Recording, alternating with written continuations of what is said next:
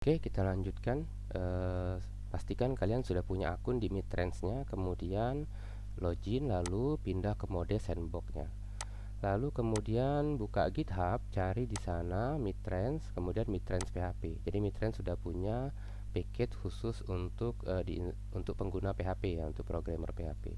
Ini tinggal kita copy komposernya, lalu pastekan di konsol kita. Oke. Setelah berhasil menginstal, berikutnya kita akan uji coba dulu ya. Kita akan buat seperti yang tadi yang di video sebelumnya. Jadi saya akan buat PHP Artisan make controller, namanya payment controller.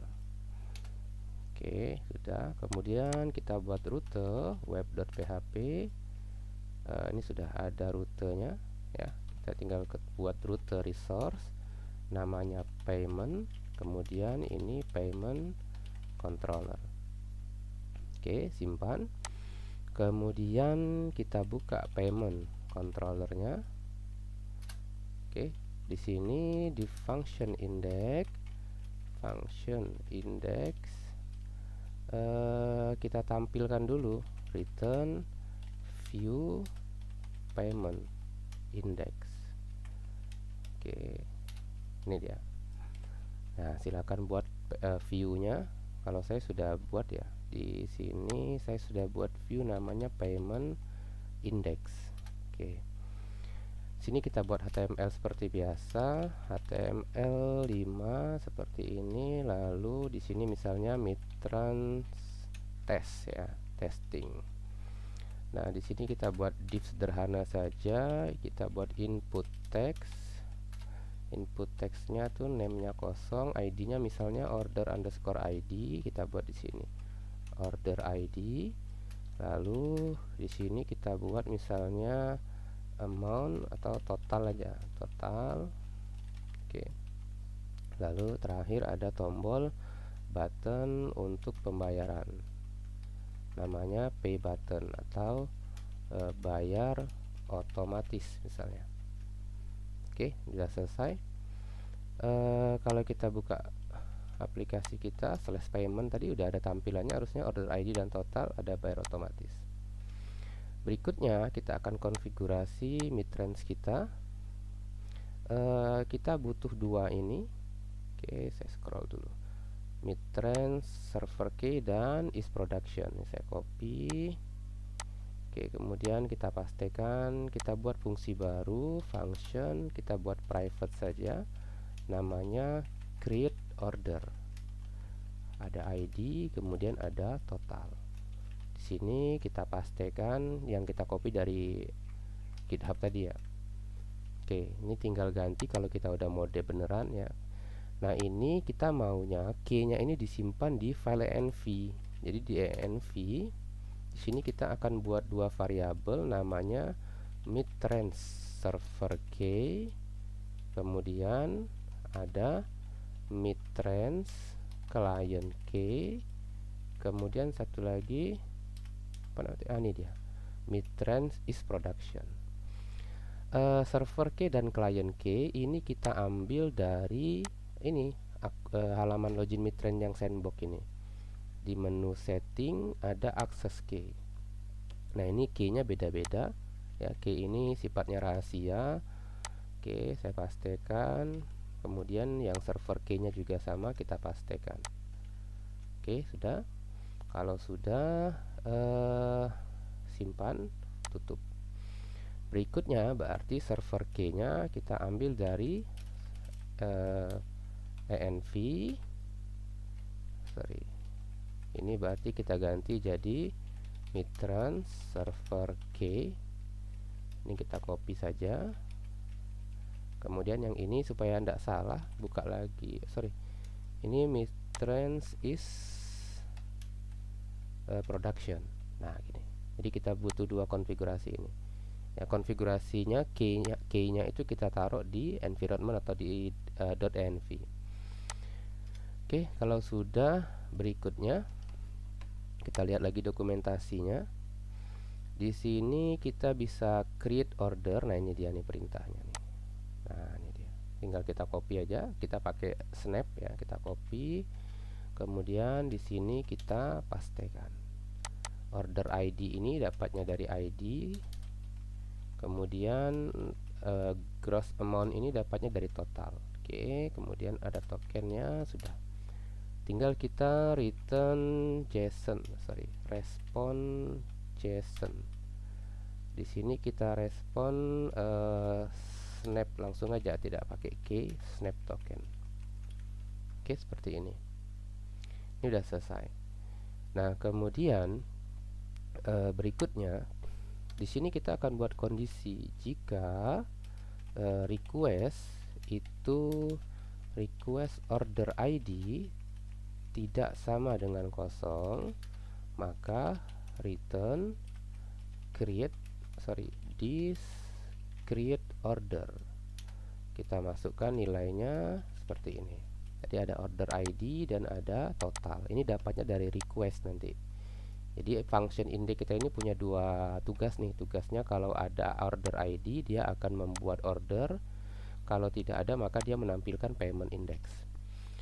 Oke, udah selesai. Kita kembali ke payment index. Di sini di sini saya pakai jQuery saja. Saya cari dulu jQuery CDN. Itu sudah ada nih. Oke, biar gampang ya, biar saya lebih terbiasa dengan jQuery. Kita pilih yang minified, copy, pastekan di bagian atas di sini. Oke. Karena sudah pakai jQuery, berarti tinggal buka script, lalu jkey ready function. Kemudian jkey kliknya itu pada saat pay ID, pay button diklik. Nah, apa yang mau kita lakukan? Oke, kita lihat lagi di Midtrans itu kita perlu menambahkan ini nih. Kita perlu menambahkan ini, kita copy, kemudian kita pastekan di sini. Nah, di sini kan dia minta data client key. Nah, ini nih. Oke, sini kita buka tag, kemudian env Midtrans client key. Gini. Jadi server key-nya di controller, client key-nya kita taruh di blade ya, sini. Berikutnya kita akan buat request menggunakan jkey get JSON. Oke. URL-nya adalah payment. Nah, di sini saya ambil dulu order ID. Order ID sama dengan jkey file pagar order ID. Ini mau ngambil nilai order yang di sini nanti. Ya, ini kan uji coba saja nih. Oke, kemudian total itu sama, ambil dari ID-nya total. Baru kita buat var param sama dengan kita buat di sini order ID sama dengan oke, save. Ini dah. Tambahkan tanda tanya di sini. Kemudian di paymentnya, oh ini gini aja nih. Berarti /payment tanda tanya order ID. Nah, ini bukan param tapi URL. Nah, gitu. Oke, di sini kita masukkan URL, datanya kita kosongin. Jadi di sini ada URL, URL-nya adalah /payment. Dia akan bawa parameter order ID dan total. Lalu di sini tinggal, nah ini kita panggil snap-nya punya Midtrans nih. Ada snap-nya nih. Ini yang untuk munculin payment-nya tadi. Snap pay-nya ini. Snap pay-nya ini bisa kita copy sampai mana ya? Gini aja sebenarnya bisa ya. Snap.pay data titik snap token. Jadi dia itu butuh token yang didapat dari controller ya. Jadi dia kombinasikan nih untuk keamanan pastinya. Oke, ini udah selesai. Kita coba simpan. Kemudian kita coba refresh. Masukkan ID-nya. ID itu tidak boleh sama. Misalnya 122, misalnya 50.000. Kita klik. Oh, lihat di ini ya, lihat di inspect kalau ada error. Nah, ini ada error nih. Snap token is required. Nah, berarti snap tokennya belum dapat di sini kita. Ya, di bagian payment ini. Saya coba print dulu. Ini saya konsul, kita print data. Oh, sorry. Kok print ya? Konsul log ya. Konsul log data. Harusnya di sini kita dapat token nih. Tokennya dapatnya dari payment token, dapatnya dari sini harusnya. Nah, oke, kita cek kenapa dia tidak dapat. Oke, kita coba simpan, refresh. Jangan lupa munculkan inspect-nya di bagian network. Kita klik 1 2. Ini sembarangan saja. Oke, kita lihat. Nah, ini dia pending nih. Kenapa dia pending? Kita lihat nih. Harusnya oh, ini URL-nya kok enggak ada ya? Post URL. Ini harusnya sudah benar ini. Get JSON URL console log data. Harusnya dia muncul return JSON snap token, ini benar. Params dari sini yang akan dikirim dari sini, oke. Midtrain server key benar. Ya, sudah benar. Order ID sama dengan request order ID, request total. Oke, kita coba lihat lagi. Nah, ini tokennya udah dapat nih. Ya, kita coba nih. Ini kita buat seperti ini. Oh, dia langsung token ya, tidak ada snap token tuh gini. Saya salah tadi. Karena kan responnya itu kan langsung token ya. Ini sorry, ini berarti data langsung nih. Kecuali kita di sini menggunakan menggunakan indeks gini. Kalau di sini kita pakainya snap token gini. Oke, nah baru kayak tadi nih. Ya, data snap token. Nah, ini gini aja kayaknya lebih tepat nih. Oke, jadi di sini responnya tuh kita buat key-nya dulu. Nanti key-nya baru kita akses dari data titik snap token. Simpan, kita coba lagi.